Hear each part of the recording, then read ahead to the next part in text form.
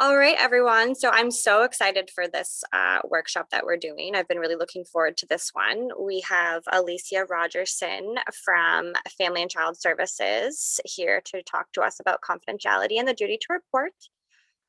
Just a little bit of background about Alicia. She is a registered social worker with the Ontario College of Social Workers, and she has over 18 years of experience in the field. She's worked with survivors of child sexual and physical abuse through her work at the Children's Advocacy Center and has implemented behavioral therapies for children with autism. She's also worked as an appointed clinical panel member for the Office of the Children's Lawyer, and for the last 16 years has worked in the child welfare, mostly as the Director of Services at Family and Child Services, Frontenac, Lennox, and Addington. She's also currently the board president of Resolve Counseling Canada, and some of her past endeavors have included board directors positions with Girls Inc. and volunteering with Victim Services and the United Way as well. So without further ado, I'll pass it on to Alicia. I will ask that if you guys have questions, please just save them to the end. We can have a little discussion at the end. All right. So let me know as well. Thanks for that introduction. It's odd to hear that being spoken. Actually, other things about me is, so I go by pronouns she and her. And as Caitlin mentioned, I have worked in child welfare here in Kingston for a number of years. And so this is a topic that's very dear to my heart and something that I am very passionate about and something that I have been immersed in for many, many years. And so I just want to start off by saying that, knowing that this is not a subject that is comfortable for everyone. And certainly as I'm giving presentations and we're talking about child maltreatment, we're talking about the duty to report and talking about some very difficult subjects, it can bring up a variety of things for people as well, either from your own experiences or the experiences of the people in the communities around you.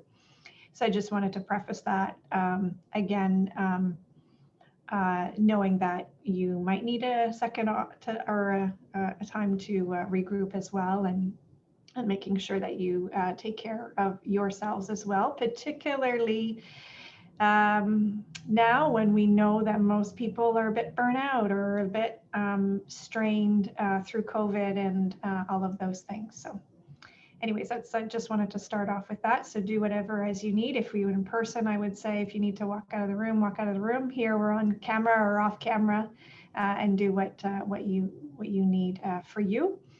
If it's okay, Caitlin, I'm open to questions throughout because I prefer, if I can, to have a conversation. And so if you have questions, as I'm talking on, or I'm on a particular slide, please let me know and let's delve into it, and it'll make it a richer experience for all of us the more questions and conversations we're able to have.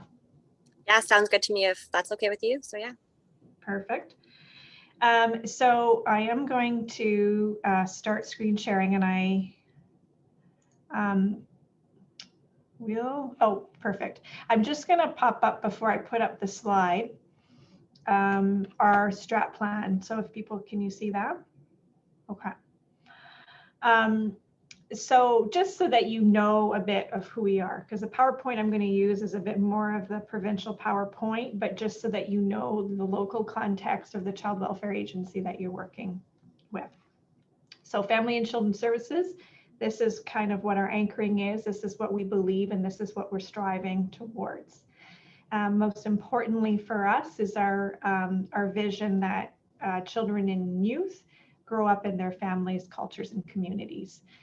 We believe it's best for children, and we believe it to be true that they grow up within their family connections, their sense of identity and belonging within their culture and whatever communities they're from. Again, that being potentially multiple communities with as people we come to this world and live in this world with multiple identities. So part of the work that we have been moving towards, and I say because we have certainly not arrived and we have a lot of work to do, is in anti-racism and anti-oppressive practice and in truth and reconciliation. Again, these being two very different pieces of work, knowing that the harm that the colonial approach has had and continues to have on Indigenous peoples in our community and in our province and in our country. And also within that is anti-racism as well, and anti-oppression, and the impact of social inequalities and how that impacts people in our community, and how child welfare has approached marginalized individuals.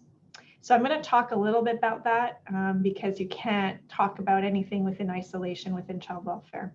So those are, again, some of the things that we hold true within that is our striving towards family engagement and engaging and collaborating with people and their networks and their community. And again, like I mentioned, connection and opportunities. It's about a sense of belonging and identity. And I think we know that from just even COVID, the impact of isolation, right? And not having a sense of belonging is really impactful, negatively impactful for people.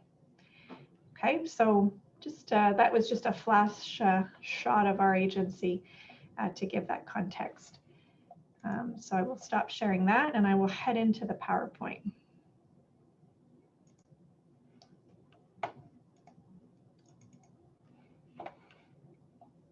Okay.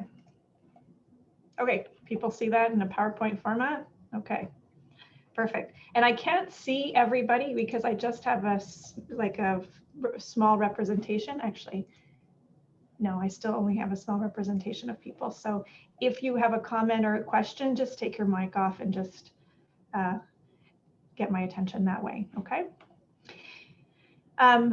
So I guess the first part is we're focusing in on the duty to report because that's something that within your roles is important for you to know and important for the agency to impart and make sure that they've had some level of training within that. What we've moved towards is not just talking about duty to report, but support as well. And again, how we move, how we vision child welfare and child protection and what it means to call Children's Aid when you have a concern. So we'll talk about a few things, what your obligation is to call when you might suspect a concern. Understanding, sorry, I'll take the volume off of that. Some of the things that influence us when we call and when we make a referral to child welfare. And then what happens? So what happens when you do make a call and what that means, including some of the, we'll talk about what is child abuse, child maltreatment, okay? So the first, again, piece of all this is to understand that child welfare agencies in Ontario are governed and are mandated by the Child and Youth and Family Services Act. So this was actually, it says 2017 is when it was signed because it had not been updated for 30 years. So it's a pretty exciting time in the last few years that there has been some reform in the laws, at least within child welfare. And the paramount purpose of the Child and Family Services Act, we call the CYFSA, again, is about the best interest, protection, and well-being of children and youth up to the age of 18. So one of the things that has changed in the last few years is that in Ontario, the mandate for child welfare service was up to 16, unless you were already involved in child welfare. That now is up to the age of 18. And I'll talk a little bit about what that means, because there's a bit of difference of service when, if you were to call regarding concerns regarding a 16-year-old versus a 14-year-old. The Act itself talks again about, professionals and what their duties are, and who, professionals again who are working with children and youth. You're asked and called to report any concerns to a Children's Aid Society as soon as possible. And if you're working, right, so as mentors to youth and dealing with any children and youth, you can encounter situations that may cause you to call a child welfare agency, and particularly ours. So that said, the duty to support is really about a community responsibility. We're trying to move away from, I've seen something, I'm going to call Children's Aid and they're going to take care of it, but rather how do we, again, when we think about the concepts of identity and belonging, is how do we support families within their networks, and how as networks that is also part of the community, and it's our community shared responsibility to support well-being and safety for children, not just in their homes, but also in their communities. We also, your volunteers, we heavily depend as well on people in our community, again, for that wraparound. And that can include kin and kith, so people that are known to a child or youth.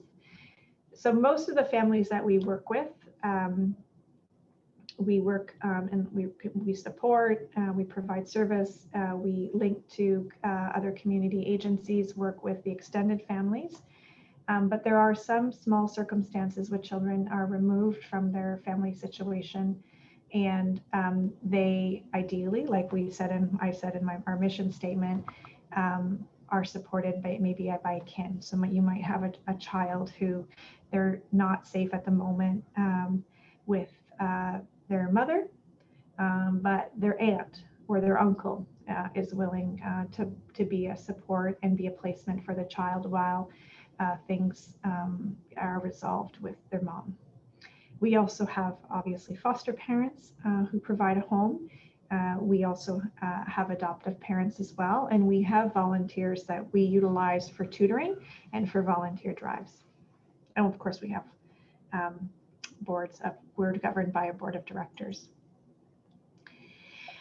So one of the first pieces, I guess, that's important to talk about is parenting practices and signs of harm and what can be the difference. We certainly have our own perceptions of what and our own value systems that are not the same, right? So we all kind of have our own value system of what we think is parenting practices that we would do. I would parent a certain way and my partner might parent another way. Parenting practices and preferences are very much different than signs of harm. And it's important to make that distinction, particularly within the lens of anti-oppression and anti-racism and truth and reconciliation, because understanding sometimes where our biases come into that conversation. So again, this is a bit of kind of broad overview, but kind of understanding that families, communities have different cultures. All of us have different cultures, different identities through our ethnicity, religion, maybe the family structure, different practices and child rearing practices across a variety of families. And those different practices do not mean that they're not unsafe, or that they're not healthy. They may just be different. Within that, we can land sometimes in what we see, particularly in where our biases might fit in what I mentioned, anti-racism, but also anti-oppression when you think of poverty, for example. And poverty is not a reason for child welfare to become involved, right? It's not, but it certainly becomes a factor within child maltreatment. And it becomes a factor, and again, these are kind of all the societal pieces that are playing a part. But again, there's a difference between, and I use the example, and it's a bit simplified, but if somebody were to call in and say, you know, so-and-so child doesn't have a lunch, they don't have any food at school. And then we'll ask some follow-up questions because they might have then access to the school, though, has lunch programs, breakfast programs, and that child is all part of those programs. That's not a child protection concern, right? Again, is having to sort some of those pieces out. Does that make sense? Are you, because it's so hard, but I'm not in a room. Yeah.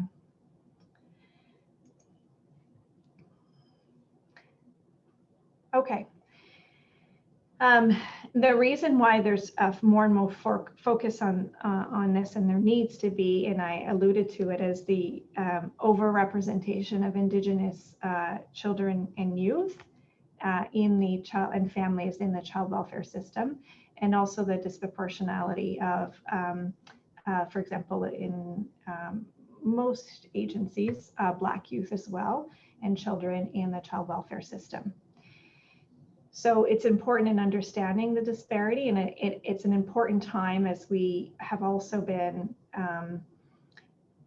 hopefully continuing to reckon with truth and reconciliation and really understanding the truth, right? We've bared witness to those testimony, but then most recently the evidence of the children that have been found by residential schools, right?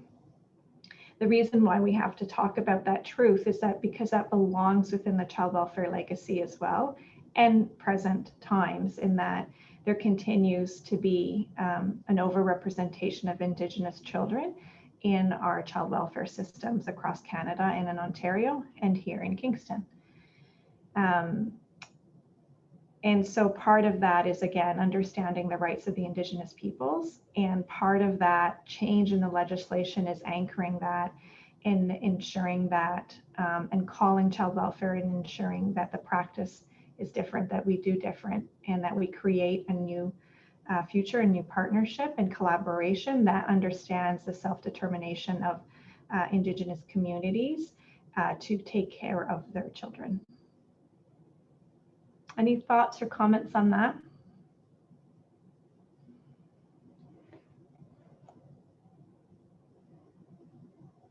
What you see here too, and it's in the Child and Youth Services, and when if you were to call us, for example, we're going to ask you questions about race, sex,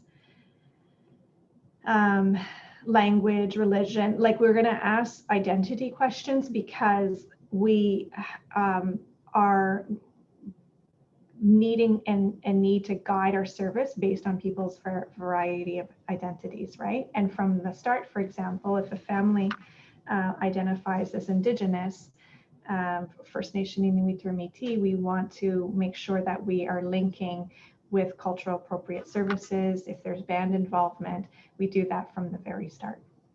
And with Indigenous, for example, with Indigenous children, again, I'm not familiar how much knowledge you have about some of these pieces.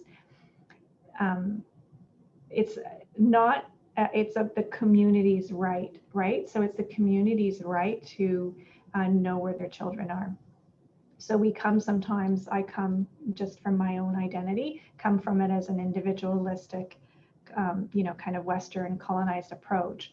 But when you think of the Indigenous children and where it's communities and their communities that are have right to know exactly where their children are and provide service if they can, if they're resourced to. And you would have seen, I don't know if anybody saw the news, oh my goodness, the name Cowris, the children that are not children, but the 751 unmarked graves that were found on Cowris. They were also in the news, I think last week, because they signed one of the first federal child welfare legislations. Because there exists now federal legislation that now, and they've signed and declared their jurisdiction over. So they have jurisdiction over any provincial law. So for example, if you are working with a youth and they're from Cowris First Nation, you called us, we would call them. And we would take the lead from them because they have child welfare involvement or child welfare jurisdiction. Anyways, again, could go on to some of these, and maybe this is a bit more detailed, but some of these things are really important to understand.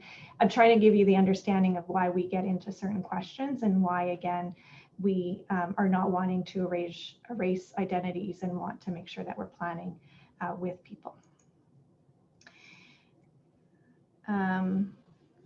So again, and I spoke to some of the African or Caribbean Canadian children and youth who are overrepresentation part of this part is colonization. And again, all of this component is because the overrepresentation starts at the referral. So as we receive a referral in child welfare, the overrepresentation starts there. And then if we then decide to open and work with the family, the overrepresentation kind of continues to grow. If we become court involved with the family, or if the child is removed, that overrepresentation and the systemic kind of racism and oppression, the system continues to push forward. And so part of this is, again, all of us understanding, and I imagine most of us living in society, and now we're on our journeys in a variety of different places in our own journeys, and understanding those biases and those systemic biases that impact our decision of what we're calling. And I guess I can, just to provide an example, for example, we had several years ago an increase in Syrian refugees that came to our community. We were also received referrals regarding some of those families, right? And again, well-intended, and we can sort through some of that, but some of it is, again, what our misunderstandings may be, or understanding of what people's cultures are.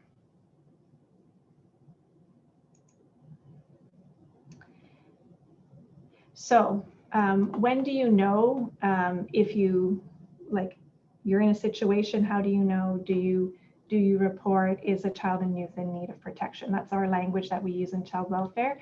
They need of protection. You're essentially in a community as a person working with a youth is about reasonable grounds. So it's not about whether or not you know that something's happened or whether or not you're sure of it. It's whether or not reasonably you suspect that they may need in protection. That's when you would call. So again, it's reasonable grounds, and it's whether or not you suspect that they may be in need of protection. And that means that something could have happened to them, or something that you're concerned they might be a risk of. Of course, and I gave this presentation and it seems obvious, but it actually has happened where people have called us and it's been an urgent situation, and it's really, let's call the police, not us. So if it's something that's really in the moment and it requires attention right away, don't worry, call 911. The police will also let us know, because we have encountered that in the past. Okay, so reasonable grounds, what does that mean? It's really about what your honest judgment might be, what you think it might, right? That you reasonably you think that suspect that something could happen. And like I mentioned before, it's not your responsibility to prove the information or to investigate it or ask multiple questions about it. That's what we're here for. We'll certainly ask a lot of questions, but that's part of our responsibility. Any questions there? No? Okay. So the CYSFSA states there's an ongoing duty to report. And the reason to emphasize this is that you might see a situation, a child might disclose something to you, say that they might say, my caregiver hit me and hurt me, and so you've reported that. If in 2 weeks, 3 weeks later, 4 weeks later, that youth discloses something else, or discloses that's, something else has happened, you still need to call and continue to report any concerns. Okay. So it's emphasizing the ongoing duty to report. Just because you called once doesn't mean we'll know what's happening on an ongoing basis. And you might not always have the information about whether or not we've we're following up and how we're following up, because that would be confidential, right? So that's confidential information. And so again, if you're hearing ongoing concerns about a child reporting to us, you're not bothering us, call us. That's our role. And I'm not sure what your policies are, youth diversion, but we, I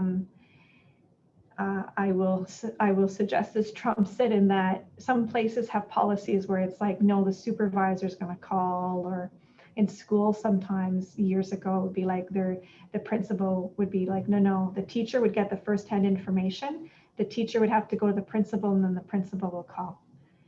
Thanks, right? We all know that it's about direct information, that lots of information gets lost in translation. And if you are if you have information firsthand, you might have a policy that you let your supervisor know, or the volunteer coordinator know, or somebody know. But you have the duty to be the one to make the call and to make the direct call to us. Yeah, that's how we run it here, Alicia. I don't accept third-party reporting either. So I want to be made aware of it, but I will not be the one reporting. That's right. And there's been situations where, I remember a situation at a day camp where the supervisor, for example, didn't think that it needed to be called in, but the person felt uncomfortable, and they knew, no, this is the information I've received. And again, it's not for anybody else to just call and let us ask some questions and let us sort it out.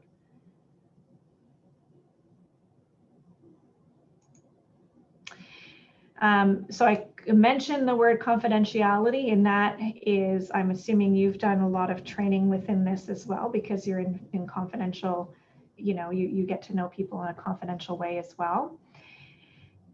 This have been even more emphasized with the changes to the legislation, and what we call in the child welfare, and what the legislation and we call as Part 10, and that there's a higher piece of privacy and professional confidentiality.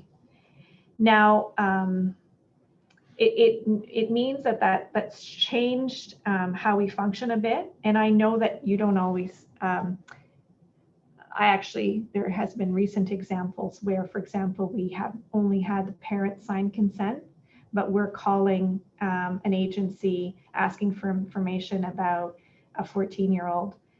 No, we have to have consent of the 14-year-old as well, right? And so you're A-okay as somebody in that role working with the youth to say, no, I don't have consent from the youth to speak to you, right?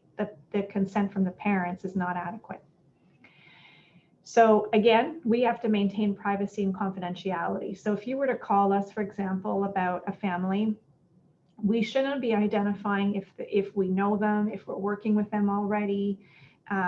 We will take the information. There might be a worker who calls you back, but again, under privacy legislation, it's all confidential. And we're working through that too, and understanding what that means. Again, and I'm sure you've had these conversations in your training as well. It's like cooler talk. Just because I work here, child welfare, doesn't mean I should know about everybody else's caseload or about a variety of other families. That really is, this calls us to say, why are you talking about a family? In what context and for what purpose, right?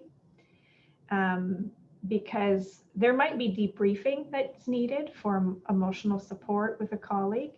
But again, are we providing internally information that identifies who they are in those pieces?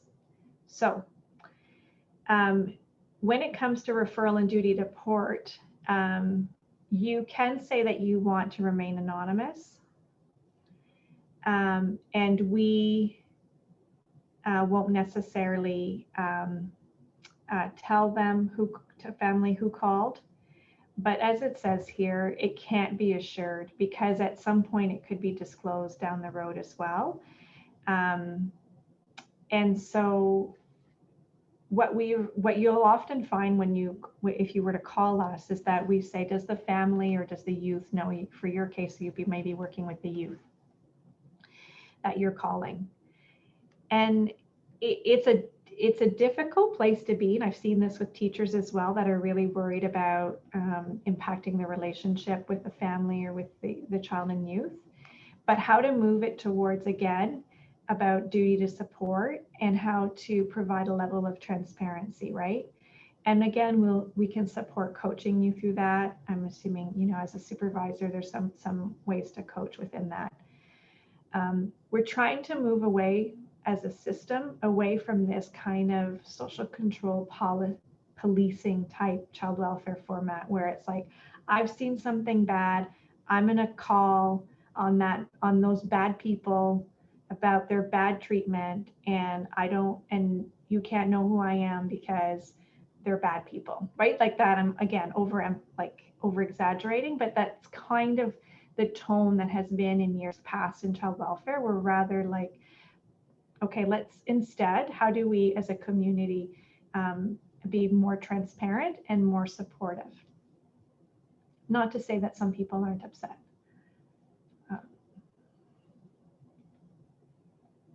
Okay. Any questions there? Sorry, my question was, at what age do you have to notify the kid that you're calling about their concern? Is there an age? No, you don't have to tell them. So there's nothing that says you have to. Consent wise, it's 12 where we would ask consent. We have to ask consent, for example, of a youth if we are seeking information about them with others. But what I would suggest is it's about how do you have a bit more of that conversation, right? That's age appropriate. So you're working with a 10-year-old, and I think the last slide, I give some examples about, things that you can say and what to say and what not to say. Mm-hmm. But certainly if you're in a situation where a child discloses to you some information that's concerning, and as they're saying it, that you're going to have to report it, depending on their age, you might be telling a 10-year-old is that, I'm really worried about you, and I, need to talk to people to get them to help you, and I want to get you some help. Those kind of context, again, depending on their age. You're working with a 15, 16-year-old, you all know, working with an older youth, the straighter you are, the better it is, particularly if what I've mostly seen is that, older youth that are choosing, because if they're disclosing, it's a choice that they're making, right?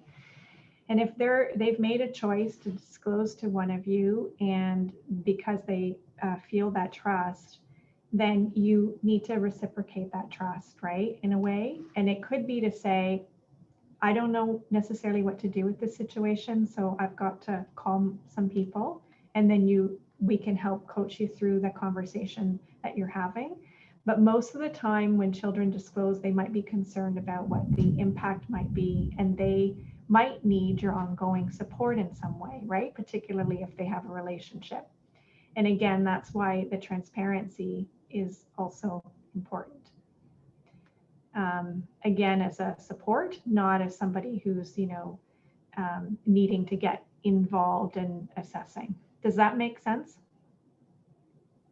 What if you're working with a youth in that category of being more conscious of what they're disclosing to you, and you try to have that conversation with them, and it goes really poorly, and they're not receptive and maybe get upset with you? They're going to get upset regardless, and they're going to find out regardless, right? Like generally, like if they're telling you something and they're getting upset with you because you're saying that you're going to have to report this, I mean, what we can help coach you through is have that conversation of, I understand this is really upsetting and you're really upset. Like, let's talk about why this is upsetting for you. and then that's where the support piece comes in, right? Because often when you know, right, that you have youth or children who are also experiencing trauma, they're going to have a behavioral reaction, but there's something behind that, right? And so it might be because they're concerned about something that you're not aware of. There, of course, might be circumstances where it's just you're worried they're going to run away, or you're gauging the situation and you just don't want to say anything. Again, we can support you through that. But again, more times than not, when youth are telling you, particularly older youth, they generally know. They know, right? Like they've been holding on to whatever's happening, potentially for a while themselves, and they already have, probably 10 of my experience, 10 different worst case scenarios, right, of what could happen. But they're still, wanting to say something. It's in those situations sometimes when you walk into something and no one intended to disclose, and you're having to report, right? And that is also another really difficult situation for kids, because it's not something that they chose to disclose, if you understand what I'm just talking about. Sometimes that there's different types of disclosures, right? And some of them are not, they didn't choose to disclose, it came out, and that in itself could have a bit of a different impact for them and requires a different level of support.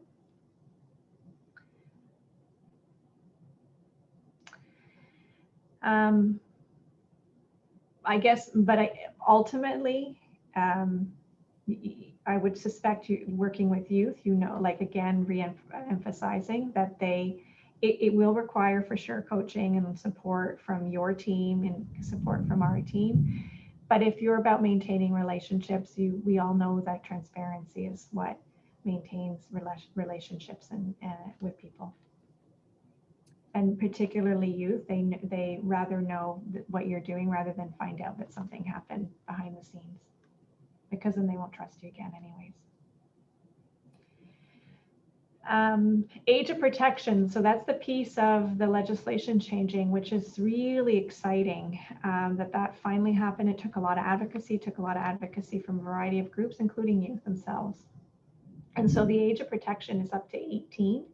The other change that is new as well is that we also provide, if a child or youth is in the care of child welfare, and they're maybe in the foster home, or they can continue to receive services from us. And it used to be until 21. It was 18, it was advocated, and now it's 21. Well, now it's indefinitely, and the government is looking, the ministry in Ontario is looking at what that means. Again, moving away from this, as though, and I don't know if some of you have kids or can think of your own experience, that birthdays are kind of not a symbol of all of a sudden you're able to move out on your own and take care of yourself, right? Just because you turned 18 or because you turned 21. There's these system numbers that have been attached as though it's some sort of marker to where the system then will pull out. And so that has also changed. So again, a youth who's been in care of a child welfare agency can receive ongoing supports and can come back for ongoing supports if they disconnected from child welfare. Say they were involved with us, they were now, and then when I say involved, they were in care, and now they're 18 and they want to re-engage, and they hadn't in the last year, they can come back for services. When it comes to duty to report and reporting protection concerns, that we take up to 18. So if you've got protection concerns and concerns about the safety and well-being of a youth who's 16 and 17, the legislation is a bit different, and it says that, as professionals in the community, the duty to report is not mandatory, but it's recommended. The changes is really about focusing on collaboration engagement with 16 and 17-year-olds. Again, making sure that we are engaged in understanding what their voice and their perspective, and that they are leading some of that involvement with us.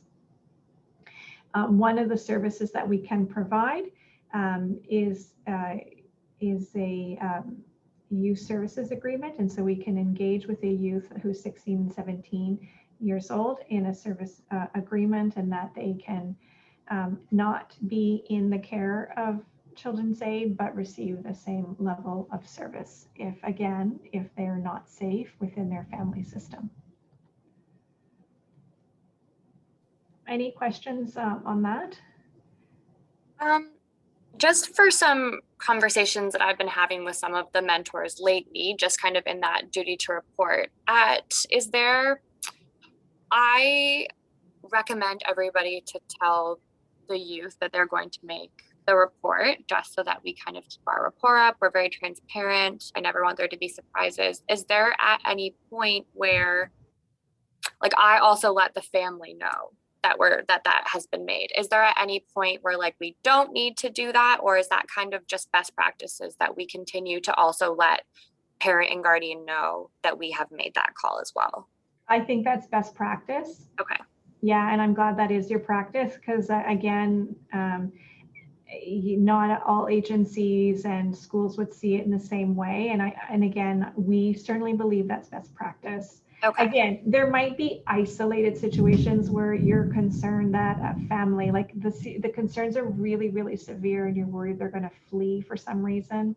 That might be different, but that is very, very rare. Again, the majority of the families that we work with, it's not about these horrific situations that you hear in the media or on TV, right? That's a very small percentage of the involvement we have. So again, I use that example, but it's you're likely not to encounter it. Yeah. All right. Yeah, I just wanted to, because that is how we do it right now. I just wanted to double check that was. No, that's fabulous. And then again, it is transparency. And if you think about a 16, 17-year-old, that's an even bigger emphasis, is transparency. Yeah. Of service. One of the pieces that again, I would still suggest transparency, but that has changed a bit, and that there's a bit of different emphasis on, is human trafficking. There's more movement to change actually the law, and again, to change the child welfare mandate in how we look at human trafficking, because human trafficking obviously is a child protection concern, and it's a community concern. And it's not a concern that caregivers any caregiver could manage necessarily on their own. If you think of the wide impact and network and power that human traffickers can have. And so there are times where situations have to be navigated carefully, but again, I would emphasize transparency there as well. And that is not, and again, I don't know how much exposure you have or understanding you have in the community, so I say it anyways, that human trafficking is not a Toronto issue, it's a Kingston issue as well, right? So it's definitely, and I would assume you've talked about human trafficking, I would like to think quite a bit, because the mentorship is one of those things that fill buckets for youth and kids that is a prevention of human trafficking, right? And it's that's why programs and things that and programs that Youth Diversion offers are so important in our community. Okay. We do work with, and again, you might not see this in your roles, but just so you know, for your knowledge, we do work with families prenatally. So if I were pregnant, don't have any other kids, generally the concern might be that somebody has seen me maybe abusing drugs in a way that I'm, unhealthy mentally, or that there's questions about my ability to parent.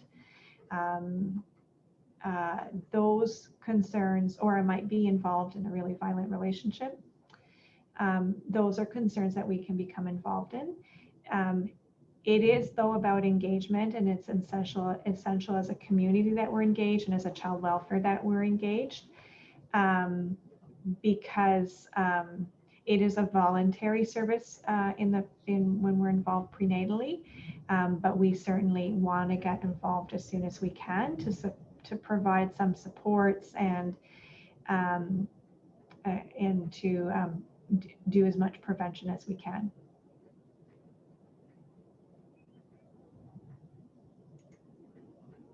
Okay.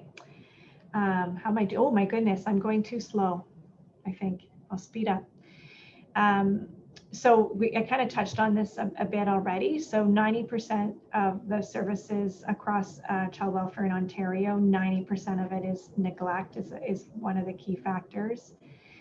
97% of services are voluntary, provided in people's homes. So if you think about it, it's only 3% that are involving children or youth being removed from their primary caregivers for their safety and well-being.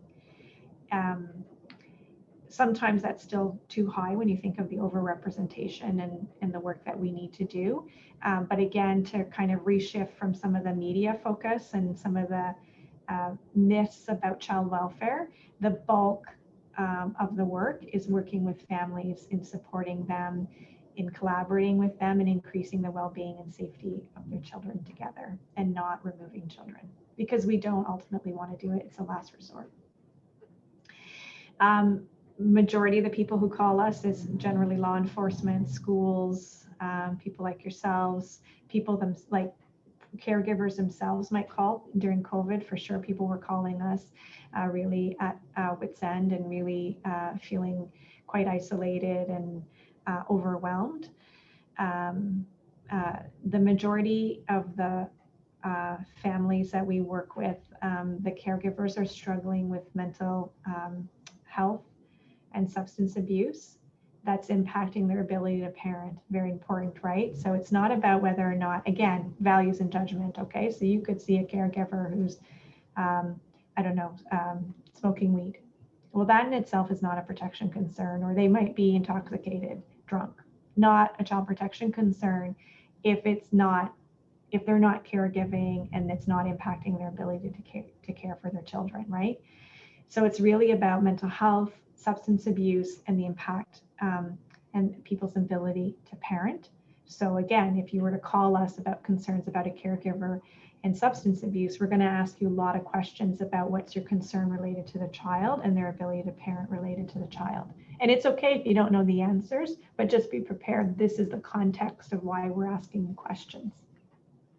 The other large reason for referrals in our community is intimate partner violence. So IPV, domestic violence, is a large source of a reason for child welfare involvement. It also is attached to, other concerns within the home. We also know, again, just to re-highlight, we're still in COVID, and we will be for a long time beyond vaccinations and the impact on people. But there's been a lot of attention about the increased severity, if you will, of intimate partner violence, the additional isolation, right? So we have some caregivers who the only people they've seen through COVID is us. And again, if you're a woman, or identify as a woman who's most likely to be a victim of IPV, and you have no other community contact or community outlet, it can put that family and that caregiver at much more significant risk, right? So those are some of the things that we've been seeing. As we know, in Kingston, substance abuse, meth, fentanyl, those are all concerns. Bad drugs that we've seen, an increase in overdoses, that is obviously a huge concern in our community. Any questions there? Okay, so what is a child in need of protection? The areas that we look at, and the types of harm is neglect. So could be things like the child is complaining that they can't sleep and they can't eat because their mouth hurts so much because their teeth are hurting so bad and they haven't been to a dentist in a long time. Again, impact on child, right? So there could be dental neglect. Could be the state of their home sometimes. Again, those are often symptoms of other things that are going on. Physical harm. Most of the time in your roles, you might see it might be related to a bruise or a child, disclosing that a parent has hit them and caused a bruise or caused harm. Emotional harm, bit harder, again, ties into some others, but you might have youth or a child who is reporting or talking, or you've witnessed them being yelled at, belittled, name called, demeaned, those kind of things. That's emotional harm that we could potentially become involved in. I talked about IPV and sexual abuse as well, obviously. Within that, we address human trafficking and all that, and also child pornography, because that's also a significant issue. Okay, and so caregiver wise, it's about, so the person, it can be their primary caregiver, or somebody who was caring for them at the time, right? So it could be a live-in partner, it could be a teacher, could be a daycare provider, could be a coach, could be an aunt or uncle who's been babysitting the child. So essentially, caregiver to the child is what our scope of work is and what you would call us for. If a young, say a 14, that startled me. If a 14 or 15-year-old it was sexually assaulted by another 14, 15-year-old, we don't become involved in that. Unless there were concerns about parents knowing and not protecting or not supporting their child or something like that, then we become involved. Does that make sense, kind of the difference? It's really about caregivers, yeah. Okay. Again, pieces of focus on neglect, we talked about that. Sometimes you might see, frequent absences of school. None of these in itself is necessarily means that we might be involved. It's really about a pattern, and a pattern of neglect and not meeting or not able to meet their child's needs. And I say not able because, again, it's not about judgment. It's about going in and asking, what's going on? How can we help you? And having the conversation and trying to collaborate with the parent, because often there's other factors and other things that are going on within the home system that is lending to the concerns of neglect. So, and I like, again, this might be an opportunity for community supports. Physical harm, again, bruises, cuts, any kind of marks on a child that are not explained or that are explained as though they were harmed. Things that don't fit their developmental age. Not common situation, but a very clear example of that, for example, is when there's bruises or there's harm on an infant who's not mobile. That doesn't make a lot of sense, versus you have, bruises all up and down a 3-year-old or 2-year-old's shins and arms.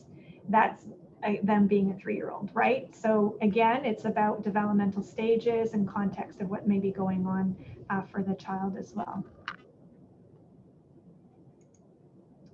Emotional harm, talked a bit about that, right?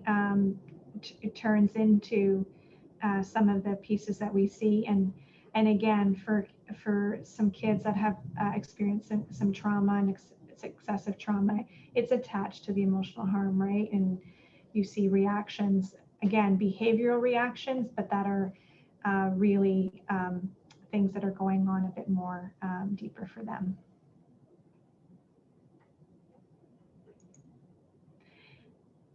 IPV, so it's about a child. Again, it's the impact on the child. So it's about them witnessing it, hearing it, or being worried about it. What we become involved in also is because they also could have been harmed by it, right? And so as kids grow older, they are sometimes trying to intervene themselves, trying to protect their caregiver, and again, putting them at further risk. And also we know the emotional harm as well. And again, leading one of the highest pieces of involvement. We talked a bit about sexual abuse and some of the pieces that you'll see. And in addition to that, understanding again the link to human trafficking.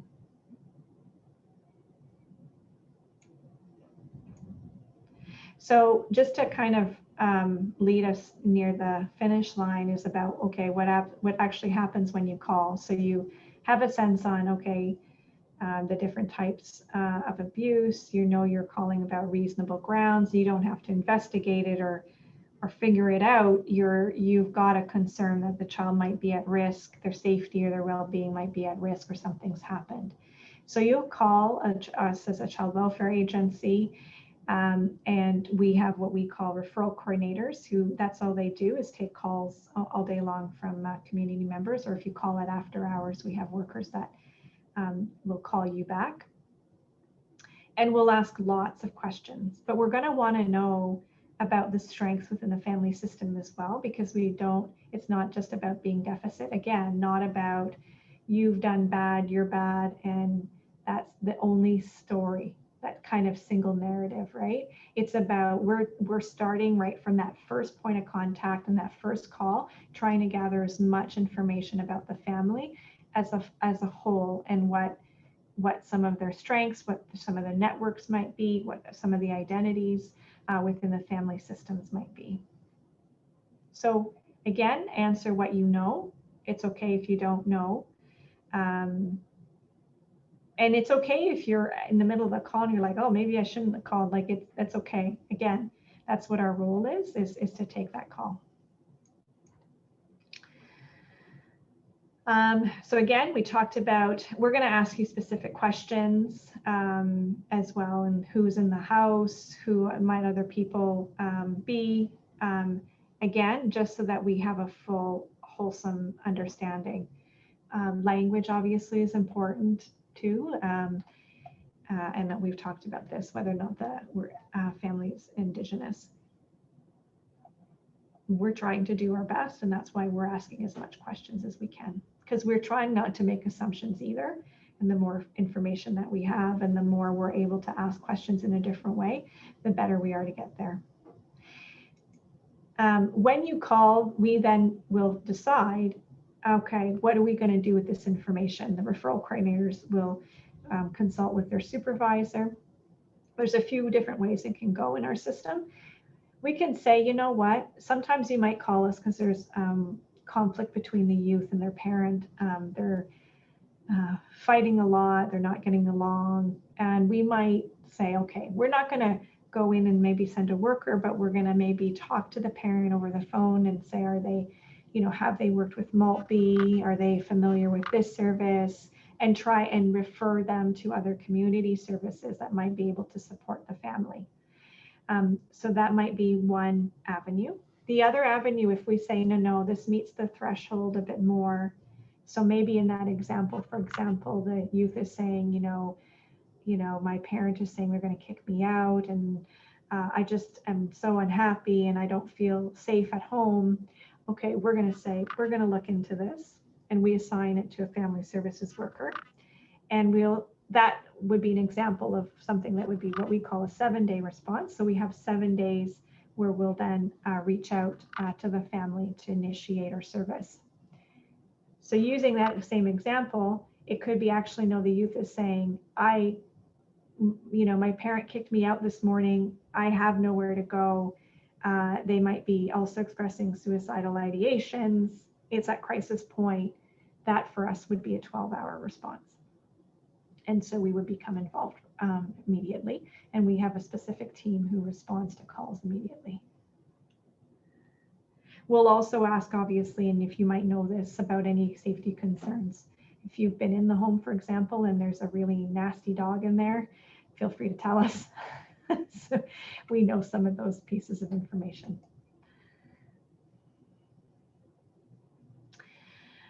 We're, like I said, with privacy and confidentiality, we're not able to tell you necessarily what will happen next, right? Because we are going to maintain some privacy and confidentiality, the information that we provide. But you still might get another call. We might still call back to ask further follow-up questions. We might get consent from the caregivers or the youth to have a more fulsome conversation. We might even do a network meeting, depending on what your relationship is with the youth, where we're gathering, with the family's consent and the youth's consent, people around to create a circle of care and support around the youth, and have a meeting about how we can move forward to support the child and youth and the family. Okay, and so we talked about that. So these are kind of the do's and don'ts.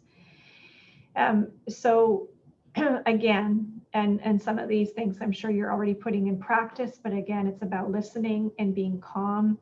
We know that our verbal cues are huge. If a child is making a choice to disclose, they might give you a bit of information, kind of waiting to see a reaction. And I know we use this example, but again, it's an over exaggeration, but you might, what? Oh my goodness, right? Like, again, there was an advice, I think it was when I was a volunteer for volunteer services eons ago, where the volunteer coordinator said, you know, you might have to cry, you might cry because you might have a human reaction, but just don't be crying more than the victim. I always remember those words, but it's just along the same lines, right? Like, again, this is about, you know, maintaining calm, maintaining support for the youth. There's some examples, you know, you're brave in telling us, I'm sorry this has happened to you. I will do what I can to help you, right? So again, not over promising, but this is what I'm going to do. Of course, allow the child and the youth to tell their story in their own words. If it's something significant, like if for example, if they were making a sexual abuse disclosure, no matter what, actually, if you felt like you were reporting, I would write down right away what they're saying in their own words, just so that you're specific with the language, because again, our memories, you know, can trip up really quickly, and so you would want to take quick notes so that you don't forget exactly what words you're saying. But you're not asking questions and trying to sort out what happened and investigating it. Again, let those who have training in interviews being able to do that. You're not trying to get the, you know, answers like, you know, oh, I saw you have a bruise on your face. Did your mom do that? Okay, well, that implies the answer, right? So again, avoiding kind of leading questions. I'm in your training, you know, that whole why question, like, let's just dump it. We should just probably dump it in our whole life, because certainly when my mom says, why did you do that? I'm like, okay, is this the time? Whys are never, you know, great, and particularly with kids, because it implies as though it was something that they should understand, or that they should be able to make sense of, some level of control over things. So again, let's kick the why out of our vocabulary. And again, not about trying to, this piece too is, you know, is important. Even down the road, you might have an ongoing relationship with the youth, and about making negative comments, you know, about the person, because at the end of the day, particularly if it's a caregiver or somebody within their family system, this really bad thing could have happened to them, but it doesn't mean that they don't love them, right? And they're also part of them, and that, and so again, it's just about calm, non-judgmental support. And yeah, systems are involved. When CASs or police systems get involved, you cannot predict. You can say, why don't I find that out for you? I'm going to try my best to help you. This is what I'm going to do. But you can't promise any outcomes or what for sure would happen. because we might have a bunch of information in the background that you might not know of, right? Okay, so that is the end of that. It's not really engaging over video, but that's the best we can do. I don't know if there's any comments or questions or things that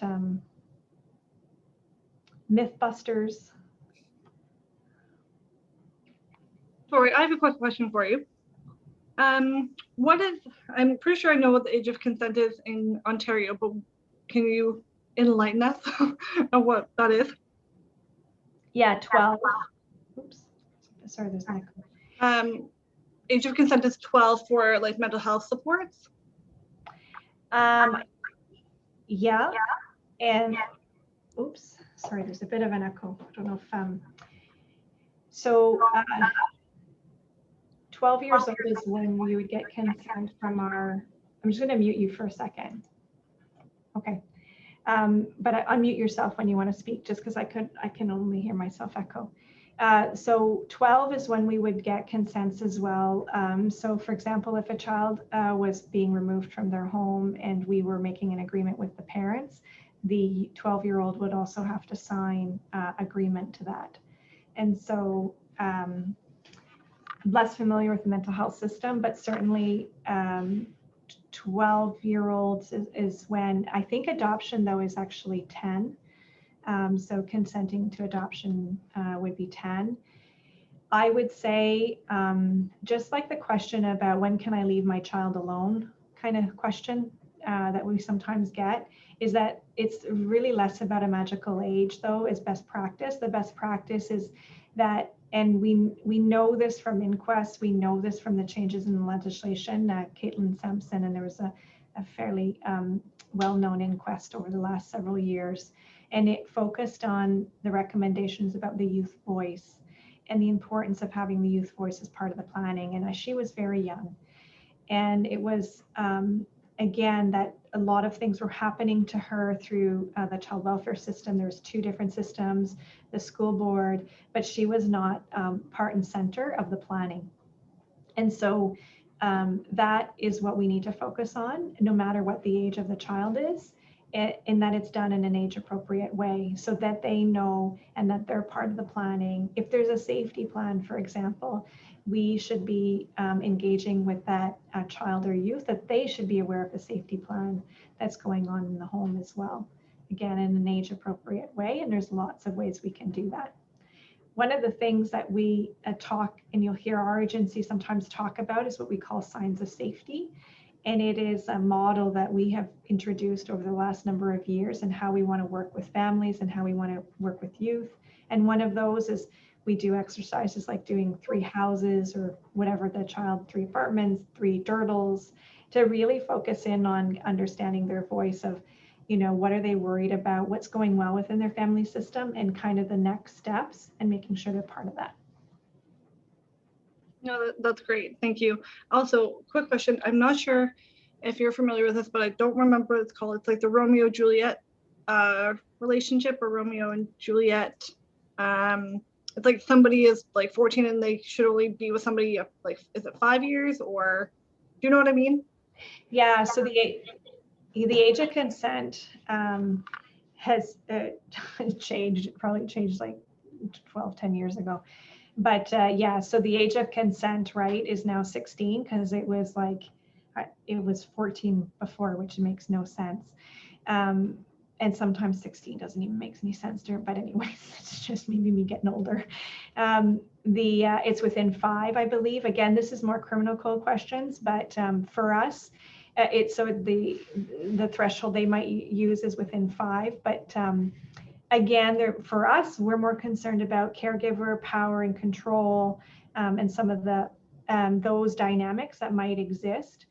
And if they're peers, or they're say within 5 years, it's more about what are the parents' response. So sometimes we could get a call saying, oh, well, the parents were egging that on, or were, you know, saying that was a great thing to do, or they're refusing, or the victim, they're saying, parents are saying they don't believe the child, the child wants counseling, but the parents are refusing.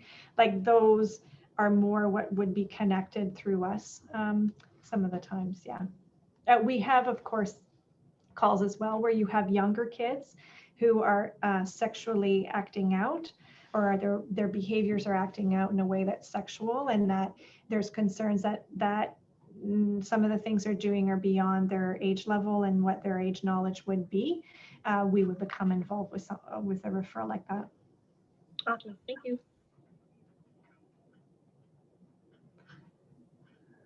Does everyone understand like that age difference, what they were talking about, like the 12 and the 16? I just wanted to make sure that there was no confusion for everybody who doesn't really. We're good. Any other questions or things that I know is long, but It's so thorough though. Like I think it needs to be that long. I found it really informative and very helpful. I think it was great. Yes, thanks very much. That was an excellent presentation and very helpful for what we're doing. you're doing, and I can't emphasize enough, I'm not here to cheerlead, but obviously I am, because again, when we speak of community and it's this, it can seem so like, I don't know, like bubblegummy, right? Like, oh, but maybe because I'm cynical sometimes, but it's so true. Like, it's about prevention. We're down the road, and we need to get out of, being involved with families at a point where there's already so much going on and there's so much that needs to be unpacked. And services that are community led, like the ones that you're providing, that's where it's at. Like that's what makes a huge difference.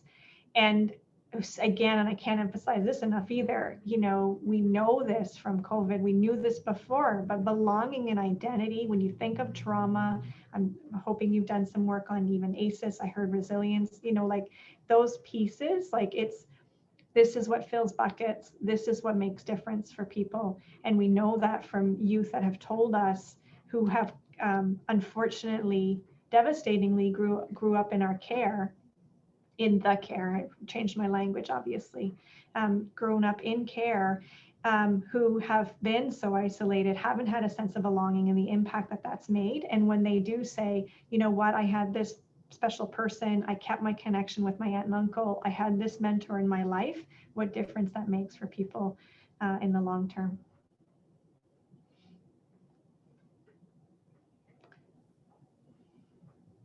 Any other comments or questions? I just wanted to clarify, Caitlin, so if any of us were in a situation where we were kind of unsure of something, we are welcome to talk to you about that? Yes, please call me at any time that you need to. And then I'm also always available once you make the call, like call me after so that we can debrief how the phone call went as well. I actually did that for 2 people yesterday, always a support to kind of just help talk through, collect your thoughts. She had some notes, so we just went over it, made the call, and then we debrief after. So absolutely free. I know it's something, again, because I'm in it, and that was my preface, that I'm in it and you kind of lose sight of sometimes, but my mom used to be a teacher, and I was like, how are you so nervous about making a call, right? Thinking like, haven't I explained this enough to you? It's okay. But I know it's an unsettling experience for some, particularly when you have the relationship with the youth. So it's nice that you have that support pre and after, and you can also call us as well. We might not be able to give you information, but we can also provide some level of insight as much as we can as well. That's actually true too. Like for some reason, if you didn't want to talk to me about it, you can just call almost as like a hypothetical and be like, this is what this was just disclosed to me. Like I have this like gut feeling. I just wanted to call and kind of talk it through with someone, and like they'll help you on the line as well. So that's also an option too. Like don't fear they'll think that it's a stupid call. That's not a thing. No. No. Any other questions or?